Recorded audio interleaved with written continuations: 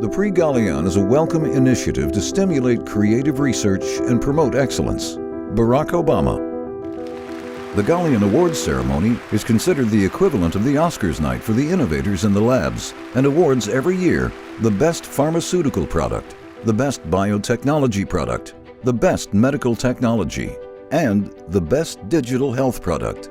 This is the right event, on the right issue, at the right time. I thank His Excellency, the President, for bringing Prix Galien to Africa, and I look forward to the day when we will celebrate an African winner of the Prix Galien. I'm particularly grateful to receive this award. The awards are among the highest honors in science and commerce because they lead to improvement in the human condition. The Prix Galien Awards recognize the world's brightest minds and most innovative companies. They are a true celebration of the hard work required to produce life-changing interventions. That is what makes us optimistic about the future. Congratulations to all of you. Make a difference. Join the Galien Foundation.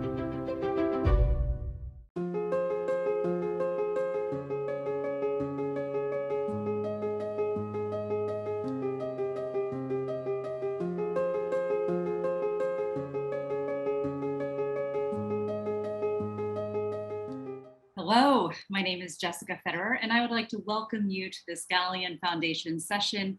Today, we will be talking about the impact of digital technologies in transforming and accelerating our vaccine trials, our development and delivery. It is a pleasure to have you joining us today. Before we begin, I would like to thank our hosts, the Galien Foundation, for continuing to facilitate a very rich exchange of learnings across our industry and across the world. And I'd also like to thank all of our speakers and their companies for joining us to share your experiences and your insights so that we can together improve how our industry is operating and help improve health for those around us. So we are going to start with some introductions. My name again is Jessica Federer. I'm a partner at Boston Millennia. We invest in health tech services, research, and data companies. But prior to that, I was Chief Digital Officer at Bayer, where I ran digital across the organization. And so obviously this conversation is very close to my heart. Thank you all for joining us. Rachele, can you continue the introductions? Yeah. Hello, everybody. Dr. Rachele Berria from AstraZeneca, I'm Head of Medical. Mel? Hi, I'm Melanie Ivarsson. I'm the Chief Development Officer at Moderna. Dr. Marie-Pierre? Hello, everybody. I am Marie-Pierre Hellio. I head clinical development and operations at Pfizer, and thank you very much for having me today. Sri? Hi, my name is Srivatsan, and I'm the Chief Digital Officer for R&DS Technologies at IQVIA. A pleasure to be here today. Thank you. Sam? Hello, Jessica, and thank you to the Galien Foundation. My name is Sanskriti Thakur. I'm the Chief Growth Officer for Medable, Inc. Wonderful. So thank you all for being here. And to our participants, thank you for taking the time out of your calendar and schedules to join us and to listen to this session. It will be recorded and you will have the ability to go back and look at the video afterwards. So as we begin, we are going to spend the next hour focused on digital technologies. But because the last 2 years has been such a human experience for all of us, affecting our families and our colleagues and our friends and uprooting lives. I just wanted to start with a question that's a little more personal, if you feel comfortable answering it. The question is, what has it meant to you to be part of this almost heroic effort of our industry to work harder and faster than we ever have in the past? What has that meant? What has that been like? Rachele, can you begin? Absolutely. Thank you, Jessica, for inviting me, and thanks to the Galien Foundation. So this experience brought me back many, many years ago, and it reminded me of my great grandma that I was named after. And I would be sitting on her laps, and she would tell me stories about the influenza pandemic. She lost a sister, and she had a very fatalistic tone in describing what happened. And so what it meant to me, really so many years later, is an enormous sense of pride of being part of a science organization and having the means for doing something and really not being anchored in the past, right? And an enormous sense of energy all throughout the organization. We have people that haven't taken a vacation day up to today. We already delivered 1 billion doses of vaccine worldwide, and we are set to deliver up to 3 billion doses by the year end. And so this sense of working for something that is bigger than yourself, I think, created an enormous sense of unity, not only among our colleagues in the organization, but I would say among all stakeholders. Look at us having a webinar 7 months ago and deciding to reconvene. How beautiful that is. And so I hope we really learn all together from this experience and we keep cooperating. That's my wish. Thank you, Rachele. Who else would like to share? I'd love to share, Jessica. Thank you for the really important question. I think this experience has changed my life personally and professionally.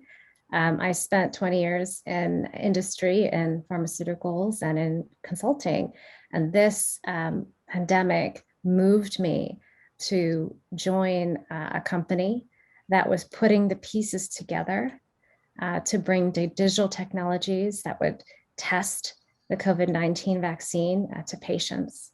And even while I was in industry running the COVID responses, I was 8 months, 9 months pregnant and expecting to then have to give birth alone, isolated in a hospital without very clear protocols or an understanding of the safety around me and how I would be treated. So those two things combined, I think, have given me, my family, my colleagues, a renewed sense of purpose, a renewed focus and interest, and bringing new ways of doing things and shifting the mindset in our industry meaningfully. You know, I could say much more about that, but I'll leave it there and love to hear from my colleagues. Thank you, Sans. I'm happy to say a few words just to echo what my colleagues have said. It's been an incredibly inspiring journey, very deeply satisfying because we could make a difference in so many people's lives around the world. To bring these breakthroughs with the vaccines and continuing to work, not only, you know, we delivered for adults and now we're working on pediatrics and maternal studies and thinking that we are impacting so many people around the world and that we are able maybe to bring some greater normalcy to the world globally was incredibly inspiring. And I personally am extremely proud of all of the colleagues that have really rose to the challenge. As Rachele was saying earlier, people are not taking any time off, no vacation. They are on all the time because they are really working at the speed of science to deliver those solutions for to meet the needs of society. So incredibly proud of how people came together and rose to the challenge. Yeah, if I may just add to that, I think I joined Moderna last February, so just before the decision was made that we were really going to go and do this. And the challenge at Moderna was we'd never run a phase 3 trial before. And we were about to go and run one of the most important mega trials ever. And I think it's been truly a remarkable experience for everybody here at Moderna and me personally to come into this organization as we were doing this. But I think one of the things that I have found to be truly remarkable is the collaboration across the companies, across the industry, as we've really sort of found new ways to do this. The only reason this was possible was because everyone was prepared to work 7 days a week. The participants who were heroes, who basically, you know, lined up to be in our trials. It's taken everybody, you know, their full attention and focus and selflessness to do this. It's been the most remarkable experience. One I don't particularly want to repeat, none of us do, but in terms of moving forward collaboration and data science, it's been truly remarkable. Absolutely, and all my colleagues have said wonderful things, and it is a sense of purpose and achievement. We were privileged to be supporting several of the sponsors around the journey, and I would say just the acceleration of what needed to be done in a trial, from first patient in to last patient to submissions and the collapse timelines, doing things which have been unprecedented as not alone collaborating partnership, but a sense of purpose to really get to the finish line. I think was just an amazing journey, and just being part of that ecosystem, just humbles all of us, of what we should be doing and what we can be doing. Thank you all for answering the personal question first. That's why we're all here and why we do what we do and why we're sharing. So thank you for taking that moment. So now as we dive into the discussion at hand on digital technologies, this is the second session that we've had. And in the first session, we really focused on what technologies were used in those early pivotal studies to keep things moving at such a fast pace. And we're still seeing those technologies deployed at a very rapid pace now, 6 or 7 months later. So I just want to ask if you want to briefly summarize the role that digital technology played in accelerating progress at your organization in the last couple of years. Sri, could you start for us? Yeah, no, absolutely. I think the way I want to talk about what digital technology did is in two parts. One is what did we do to get the science of the drug going? And I know last time around Moderna and others talked about the whole novel way of how we built the new way of how do we take on the vaccines and delivering it. The second part of it, which I wanted to talk about, is the whole process of how did we accelerate the actual process of clinical trials and development. And that portion of it, we really talked about patient recruitment, which was very critical, not only just in large scale, but to make sure that we have the right diversity and inclusion of the right population and demographic set, being able to bring that demographic set into the trials, and then active patient engagement, which we all did all the way from consenting to randomization to decentralized clinical trials to supporting that whole journey of patient engagement in a remote manner. And last but not the least, then the continuation of it, because these are long-term COVID, which means how do you then take a patient and continue that journey in real world with data tokenization so that we can continue to watch and experience what is going on with the individual. So incredible amount of digital technologies in patient recruitment, patient engagement, the continuing process around the alumni part of it, and different aspects of digital technology. And we talked about it, whether it was artificial intelligence or machine learning to identify the population, or digitization efforts, which made the collaboration work much more smoothly, or efforts where we brought the people, process, and technology in a much more homogenized manner. All of them are a big testimony of what we had to do quickly and fast, but also working in a collaborative manner across multiple partners, multiple tech stacks, multiple environments and ecosystems globally. And that's the other part. Thank you, Sri. Who else would like to share? So I just want to add to what Sri said. We use all of this technology, but it really helped us optimize our trials during the pandemic. And for the vaccine studies, the volume of information we had to deal with was huge, and we could only manage it because we had access to those technologies. But it really helped us remain compliant and have the highest standards of quality and rigor, I think. Without that, I don't think we could have managed all of the data that was coming in such a rapid manner, and it would have slowed us down. We could not have been able to report everything we have in such a little time. So I think that's really how it optimized our trials. Fully agree with Marie-Pierre. If I can chime in real quick, this pandemic helped us dismantling the myth that digital technology is complicated. If anything, it made things simpler and faster. And literally, for us at AstraZeneca, there was not a single area that was not touched by technology. As Sri said, from the clinical trial, virtual recruitment, all the way to the vaccine distribution and everything in between with e-consent, the data collection, the monitoring with the single platform. We use digital solution. In any area where frequent changes were expected, we would say, let's go digital. And to the point that you were making before, Jessica, this is a no turning back point, probably. Couldn't agree with you more. I think that when we talk about digital, Medable is totally digital. You know, coming from a very large and firm, Accenture, which I have very much respect for, and seeing the technologies across the entire R&D ecosystem.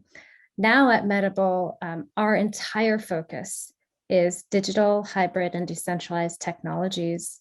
And in fact, it was the pandemic that gave the organization the momentum, the purpose, to fuel the drive to bring decentralized and digital technologies over the last few years to scale. And we've been able to bring trials to over 150 countries, touch over 1 million patients consistently, and bring trials to these, 150 trials in 60 countries, but in 60 languages, and looking at the various permutations of digital technology and how it's going to be applied in clinical trials so uniquely in this moment. We only can look forward from here and say, you know, what's next?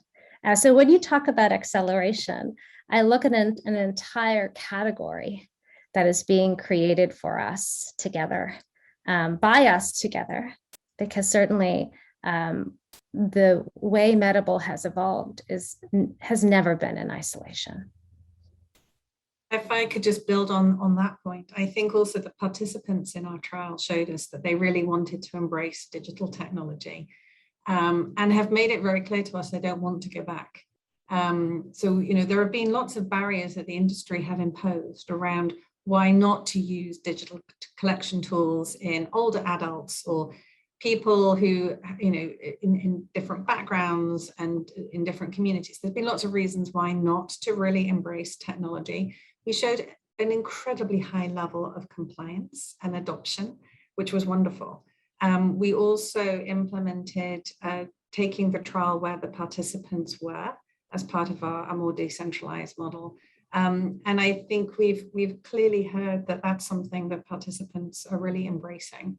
And I genuinely believe that the industry is looking at how these trials were run and is expecting enormous change across the participants, the sites. The whole industry is changing as a result of the COVID-19 vaccine development. Thank you, Mel.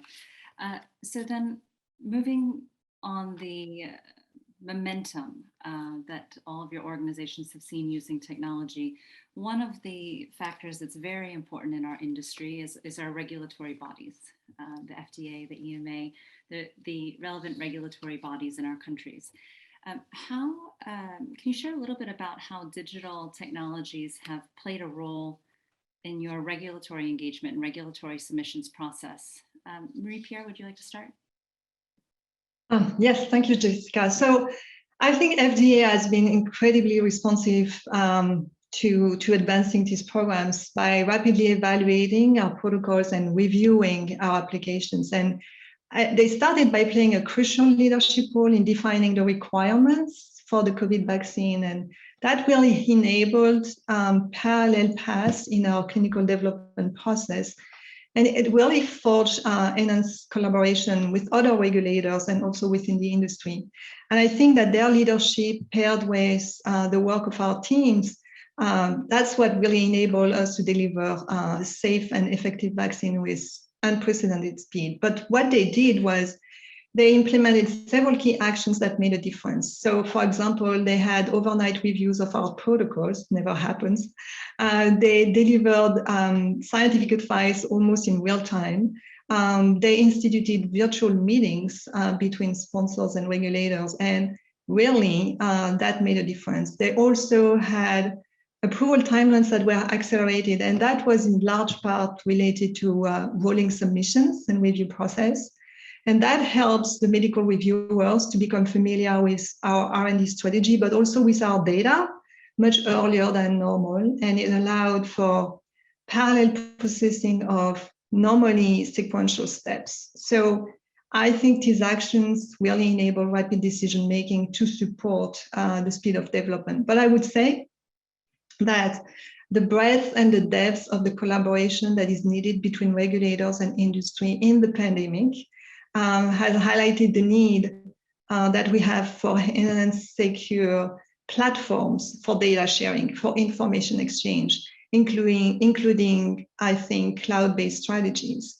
And it will be beneficial not just in the pandemic situation, but I think to help modernize the infrastructure for data at FDA. And I also think that beyond the FDA, we've witnessed a rapid acceleration of work sharing and review practices among international regulatory authorities. And that has really streamlined the regulatory approvals. And we should see that continue beyond the pandemic, because when you think about it, it's really ensuring better, more efficient resource allocation, but that increases equity by closing the difference between in approval times between developed and emerging markets, so that everybody around the world can benefit from the speed of science as quickly as possible. And I think that this can be facilitated through harmonization of data requirements across the key global regulatory agencies.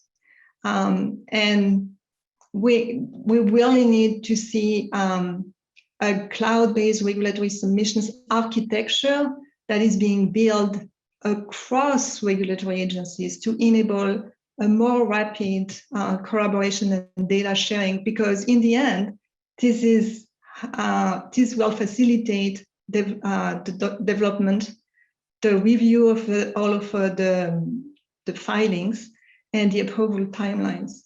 And then there's one more thing I wanted to say about regulators, is that I think we need to acknowledge regulatory authorities' inspections. I think during the pandemic, some agencies use virtual inspections, not just paper inspections, and that really should become a best practice. Thank you for sharing those insights. That's, I think, one of the higher level lessons coming out of this experience is that through the increased digitalization, we can have better interoperability that enables more standardization, which gets you to speed. The regulatory authorities are so pivotal in how we all operate day to day. Would anyone else like to chime in on that one? Yeah, sure. Jessica, the speed in which the regulators stepped up to make DCT or remote access patients, specifically in the US across state boundaries, was amazing, right? Because basically you had doctors and FDA putting an emergency use really opened up quite a number of doors and opportunities for things to work together. But as you start to look through the regulatory things around the pandemic, especially through digitization, there's regulations around good clinical practices. There's regulation around computer system validation, regulations around patient privacy, GDPR or California law, looking at data and data residency, as well as things around where and how you can use it. It's a complex set of different sets of regulations which came together. And as you start to look at the new norm, each of the regulatory agencies are going and updating computer system validation constructs, as MEI is doing. FDA is putting in different constructs to really update to the new normal on how do you use, as Mary said, about cloud-based technologies, how do you bring in new regulations around remote and decentralization? Where does data and data residency have to happen? How do you protect patient and patient privacy through this whole clinical and clinical norms? So as we look at regulations and especially with digitization, we are in a new S-curve where digitization is front and center. Everybody's adopting.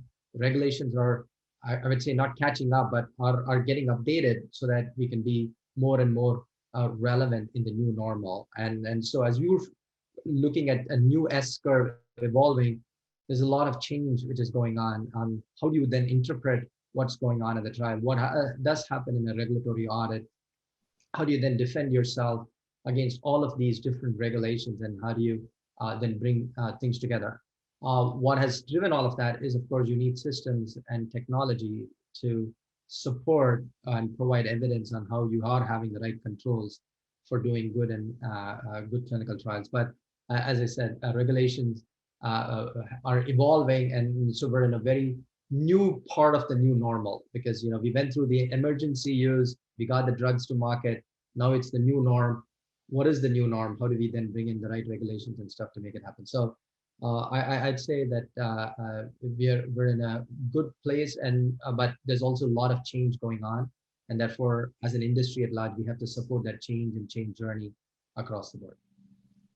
One addition to what Sri has just said, we're collecting data in new ways with these new technologies that we don't yet understand. And so how we collaborate across the industry with by sharing data with the regulatory bodies is going to be critical. I'm certainly not in a place to communicate what those things are, but we know that we're collecting new information every day, and how that will be relevant to the way we consider scientific evidence, safety, and efficacy in the future is something we should think about today. Thank you. So that brings us to real world data. So, for those of us joining that aren't in the pharma industry, in the clinical trials, it's data that's in the clinical trial study, and then there's real world data collection. There are now quite a few real world data studies that are required. We are seeing these digital technologies be used across real world data studies very widely. Rachele, could you say a few words about how the tech is moving into that space? Absolutely. So the way we use digital technology in our vaccine development was, and first and foremost, I should acknowledge a great partnership with IQVIA that helped us really handling adverse events, et cetera, et cetera. But for example, we applied bots and rule-based automation to handle the follow-up of these adverse events in a way that we could send the information to the healthcare authorities in real time. Digital technology allowed us to mine the global safety database. And so when we had the first cases of an adverse event, which was critical, it's called thrombosis and thrombocytopenia syndrome, or TTS. Immediately, we were able to look at the spontaneously reported adverse event database from the real world and found the real incidents, and published it in the Lancet. It's right there now. And so that's for the real-time handling of cases. But there's more into the future work that entails digital technology and real-world evidence that is more and more accepted by the health authorities.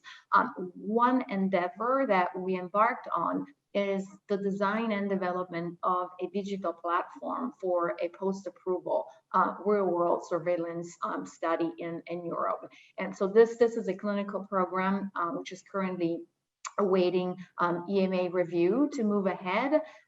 If approved, this would be the largest fully remote intervention study where the potential participants are identified, recruited, provide the consent, and really have all their data being collected through a single digital solution during the study. And so to me here, the key is that the proper application of digital technology bits all the media storms and the emotional reactions in a risk-benefit evaluation and the continual surveillance of a vaccination program.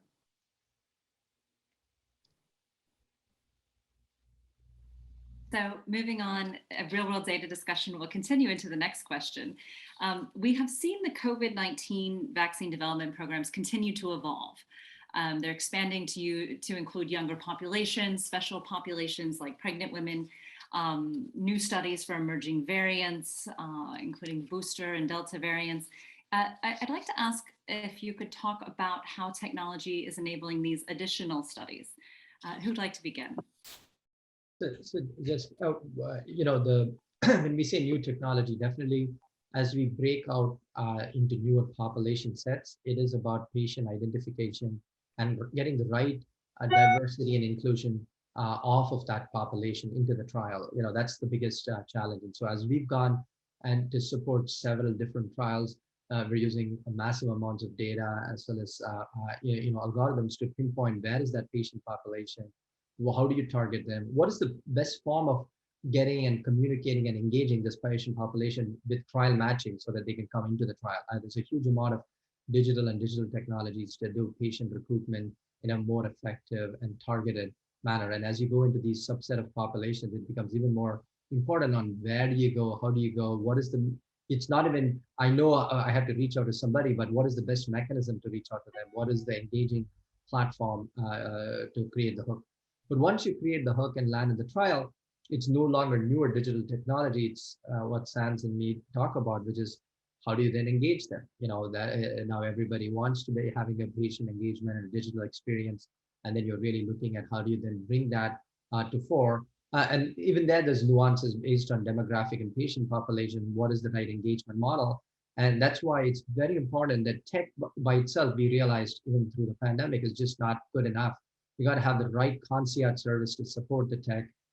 Whether you have to have caregivers or people to follow up or sites to follow up, you got to create that ecosystem of patient engagement, which is a digital plus ecosystem to make that work in a compelling manner for each of these different demographic and sites.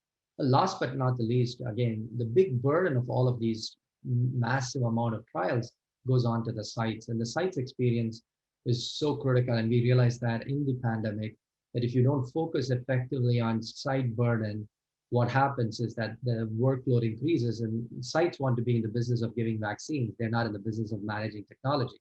And so making sure that site engagement is really taken care of is a critical part of it. So patient recruitment, patient engagement, and then of course site and site burden part of it. So. And just to translate that a little bit for those who are joining us that aren't in the healthcare space, even if you are participating in a study through an app on your phone, what Sri is saying is you still have to have people there to answer questions and have a live engagement. It can't be all technology, and finding that balance. If you're answering questions on your phone and doing a consent on your phone, there are still going to be cases where we need to go back and have a nice balance between going virtual and then what we're calling hybrid, somewhere in between, and then the traditional studies where you would go in and sign a piece of paper and actually have a nurse or a clinician with you. Who else would like to share on this question? So we have definitely taken forth some of the digital advances that we had from our phase 3 trial as we've developed our boosters and our pediatric program. And I'll just provide, sort of one example of that is the importance of diversity and inclusion.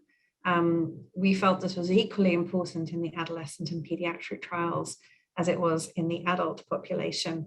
And one of the things we found to be very helpful for the sites, and I think Sri was touching on this, is providing the sites themselves with information around their own local community, their environment, the geospatial footprinting that helps them reach out to the right communities within their area to provide people with information about becoming involved in clinical trials.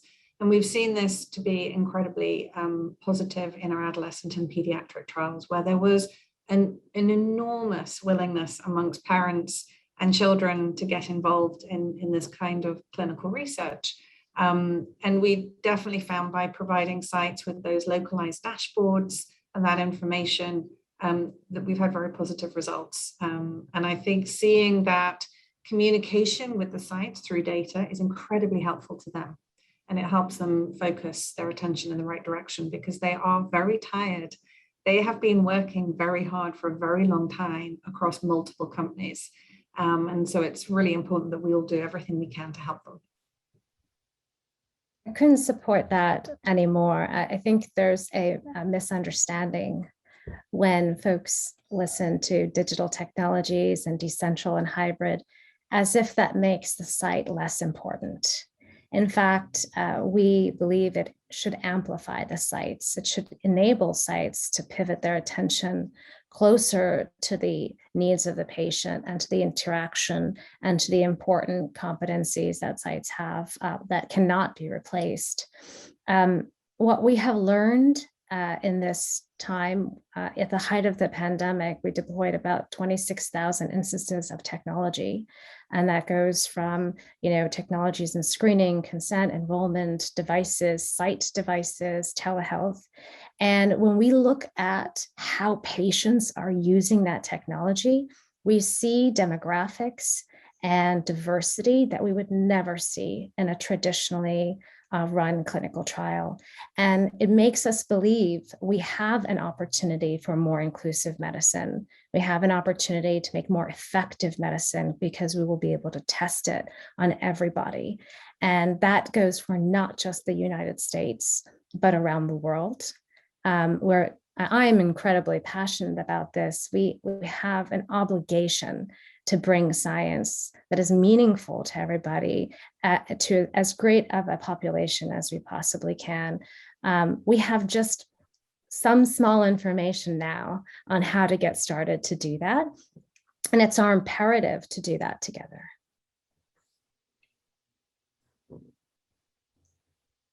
Good.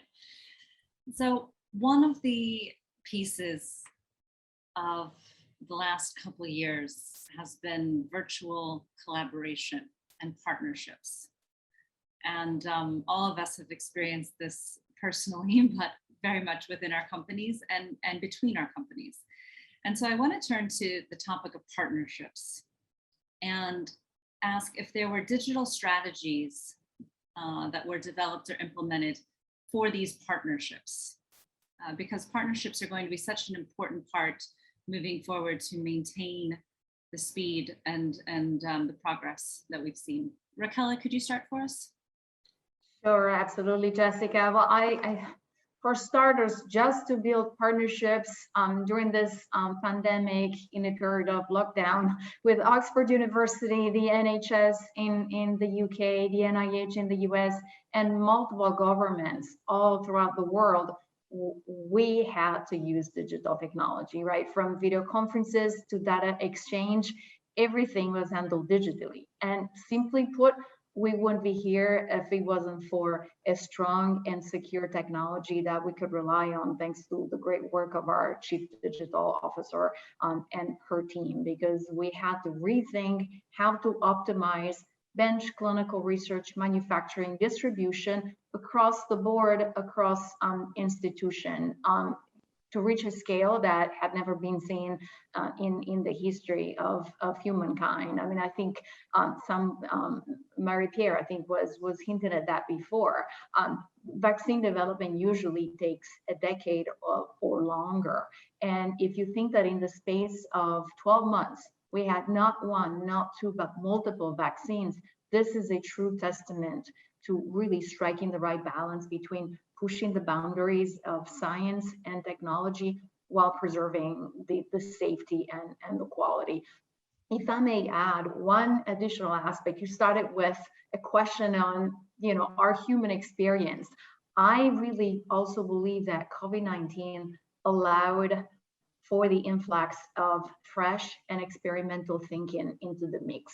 And it gave freedom to the brave and the smartest and the fastest to find a solution. And so now we have Dr. Sarah Gilbert from Oxford University that has a Barbie doll, really to recognize herself being an inspiration for future generations to come. We have entrepreneurs, like in the case of the great couple of German scientists that helped Pfizer develop that vaccine. And so I think that it's so beautiful that they have now the platform and the recognition for their contribution.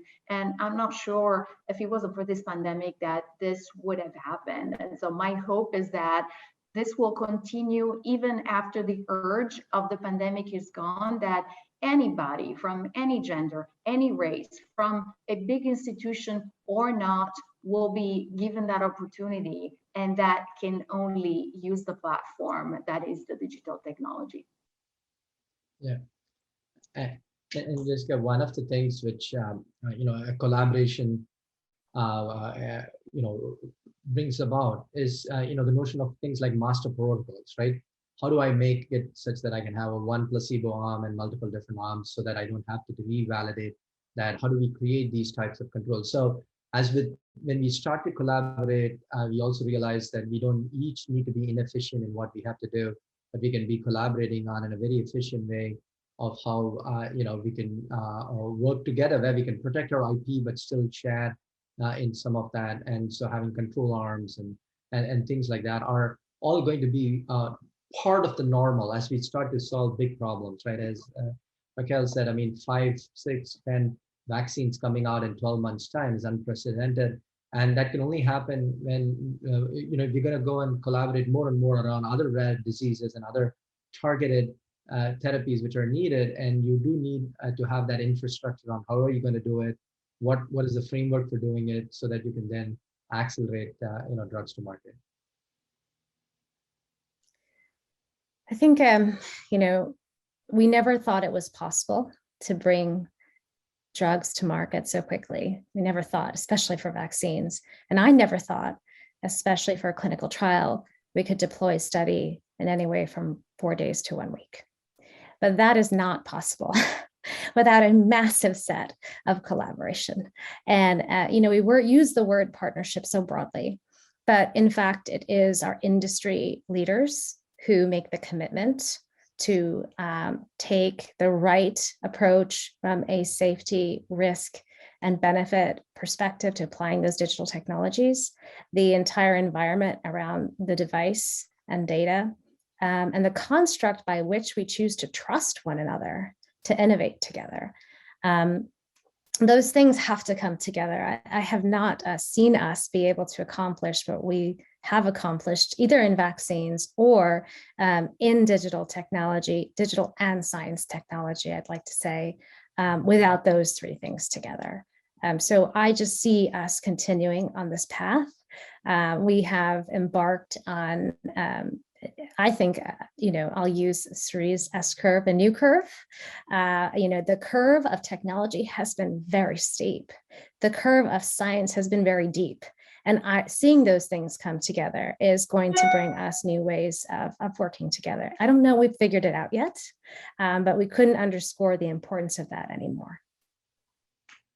Just wanted to add very briefly around the collaboration between the other companies. I alluded to this earlier. This was a very fine example of government and private partnership. And for those of us who were working under Operation Warp Speed, there was some incredible collaboration between those companies for the good of the world, which was remarkable. We weren't, Moderna was one of the first to start their trial. We were actually trying to get our trial run to make way for AstraZeneca, who were coming next, who were making way for the next company and the next company. And that is the most remarkable thing I've ever seen, that we connected, to sort of help each other to understand how we would get out of each other's way, because we needed to not just develop one vaccine, but multiple vaccines. And there was a lot of data sharing with the government so that they were aware of how we were setting up our trials and what we were doing.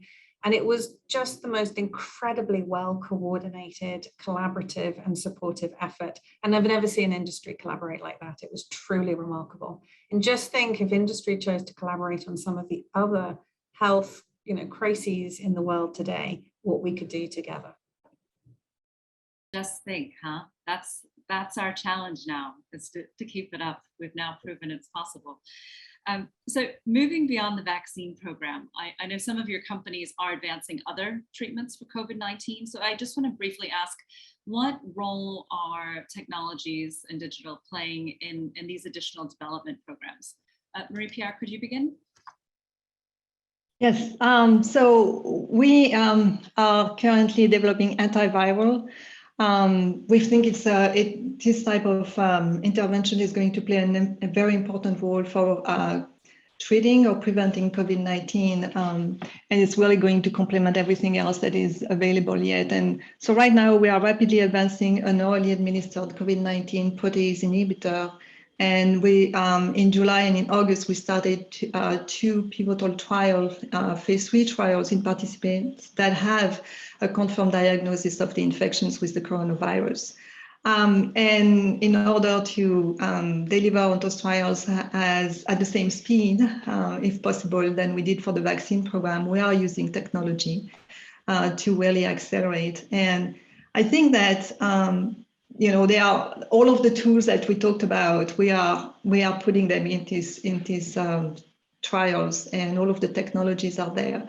But I'll just talk about a couple of examples. So the first one is, I think the dashboards have made a huge difference in having information at our fingertips in real time. And we did it really. We tried it in the COVID vaccine program, and it made a huge difference. And now we are doing that in all of the programs that we are advancing as rapidly as possible. And they are really customized, highly customized dashboard that go into really specific details. We are updating the information every few hours, but they really provide us real-time data visibility into every aspect of study planning and study conduct. And they really help us make informed decisions. That I've never seen that in any other clinical trials. Usually things, you have to go into one place, another place to have all of this information. And here you have everything available, and helps you really change your strategies when you see that in some particular area there is a problem. Then you can immediately make a decision and take some actions. So I think that's one thing that is really helping us, saving times and in everything that we do. The other thing I think we've used a lot over the past year is that we keep asking ourselves the same question over and over again: is where is going to be COVID-19 when we start and conduct our clinical trials globally? Because as you've known, there have been many waves, and then there is the vaccinations that changes everything. So we need to be sure that we are opening the sites at the right place. So we use real-world data of various sources that are also collected in dashboards, and that help us really understand how the virus is spreading and how the impact of, for example, vaccination is having on cases in different regions. So we looked at so many different information around the globe about confirmed cases, deaths, mortality rates, vaccination rates, but also other things like travel bans in some areas, or whether there is some civil unrest in some other regions, or some natural disaster like we just had with the hurricane, because it has a huge impact on how the sites and the participants can come to the site or provide their information. And so it's all of this information that we overlay, that we are able to digest much faster than before, and that enable us to take actions on a daily basis. Rachele, would you also like to mention that one? Absolutely. So yes, we are not only working on a vaccine, but we have several programs. Probably the one that excites me the most is the one of a combination of two long-acting antibodies that target different sites of the coronavirus structure. And we have really very encouraging data in pre-exposure prophylaxis, but we also eagerly wait for the studies to report in the hospital setting and in outpatients. Now, how did we apply digital technology? It was mentioned before by the other panelists on inclusion and diversity. The way we recruited virtually helped us with the COVID vaccine, but it was really second nature for this program. The code is AZD7442. And so if I look at the rural communities and the classically underrepresented populations. We were in the high single digits with the COVID trials. In this case, we're already to nearly 20%, which I think it's wonderful and truly representative of the people that we want to prevent infection and the ones we want to treat. And then, going back to the point that Marie-Pierre was mentioning on the dashboard, we've had a similar experience. When you have all systems running in parallel, then you really have that bird eye overview and nothing escapes and you can make quick decisions. And it's not that we didn't do it a year ago, but we became so proficient at it that it's now the norm. And why wouldn't you do it this way, right? Same for the e-consent, same for the 24/7 monitoring of the patients with key vitals, heart rate, respiratory rate, motion, body temperature, all of that. We have it now as a standard for this trial. So definitely we're going beyond the vaccines, but we're using all those learnings into programs related to COVID that are non-vaccine, and definitely in other areas and other clinical trials that we're running right now. Thank you, Rachele. So now moving on to, I think what's going to be our last question before we reach the hour is about the lessons learned and your recommendations. And I'd like to ask everyone this question. It really has been a record-breaking year for investment and adoption in digital health. Already in the first half of this year, the investment in digital health surpassed all of the investment in digital health last year. And so we're seeing this continued investment and adoption, but the question is really what's having a big impact and what's here to stay? So, Sri and Sans, your companies are working across multiple different indications with different pharma sponsors. How are you seeing this adopted? And then for Marie-Pierre and Mel and Rachele, how are you seeing these technologies move beyond the COVID programs in your companies to go across the organizations more broadly and more globally? Absolutely. Jessica, it's a great question. We learned a lot, right? Speed and velocity doesn't always mean that everything is done right. The first thing we learned is that digital technologies have to have the right complementary set of support infrastructure, because what works for grandma doesn't work for a teenager, doesn't work for this. Each of us have different ways of how we are adopting to digital technology. And so we definitely look at digital therapeutics plus the services component to support that, because that's what makes the last mile work. So that's a big lesson learned, that we gave away in our trials over 100,000 mobile phones, but you still had to have the right concierge and support services to make sure you're taking care of them appropriately. Second is we learned that it's not a one size fits all, especially when you go into multiple countries. All of us talked about diversity and inclusion, and a lot of these massive trials, as Sans talked about, we did it over 60 plus, 70 plus countries. Each of the countries have the nuance around how their consent processes, how their IRBs are, how some of the nuances around what support they would need, the technology infrastructure. So truly we learned that it's not a one size fits all. What works in North America is not going to work in Latin America or in China or in different parts of the globe. And so really having a country specific model of how you approach it and how you do it is as important. So when you do a global trial, you got to solve for the trial of big countries, but you got to solve for each country by itself. Second part of the lesson. Third is really, it is about reducing that site and site burden. Sites are so much working with multiple sponsors, multiple technology. You want to make sure that digital is not an impediment to their progress, but it's an acceleration to what they need to do, and really bringing in that integration and making their lives much more easier. A very, very critical part of how you want to go about doing it. The last but not the least is how do you then support all of these things from an evidence standpoint with the regulators globally? Again, showing evidence, having all of the stuff from protocol to protocol amendments to how you have recruited, and really making sure that you have that holistic view of all the different regulations to support it. So really the journey of the digital process is starting. It's the new S-curve, but there's a lot to learn. I call it human plus tech. It's not just the technology, it's human plus technology working to make patients and sites and sponsors work in a more efficient manner. Yeah, I mean, to add to that, we have learned first to evolve very quickly.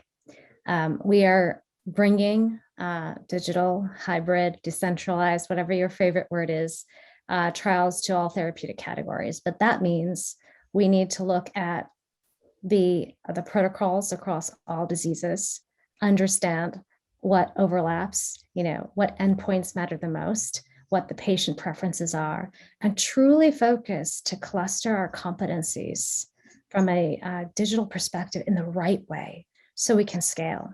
So too, we're learning to scale. We're learning to scale meaningfully because we now have this unfortunate pandemic has given us the proof of what's working and what's not, and the ability is to bring the right partners along the journey. So evolve quickly, figure out the right therapeutic approach. I think the third lesson is we have thinking of ourselves as a software as a service or a platform, a technology as a strategy gives us the ability to be very precise, to precision about what we want to do. Our vision is to bring access to everybody. So we want to focus on the technologies that bring the competency to do that and really enable services and enable partners to do what they're best at. So that focus and that scale together is going to help us make this a sustainable mission that we all can be a part of together.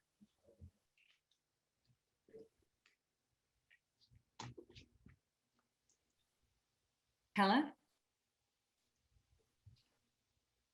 So I don't want to repeat what my colleagues said, because I fully agree with those lessons learned that we can continue applying. Maybe an additional point for reflection that personally, I thought of.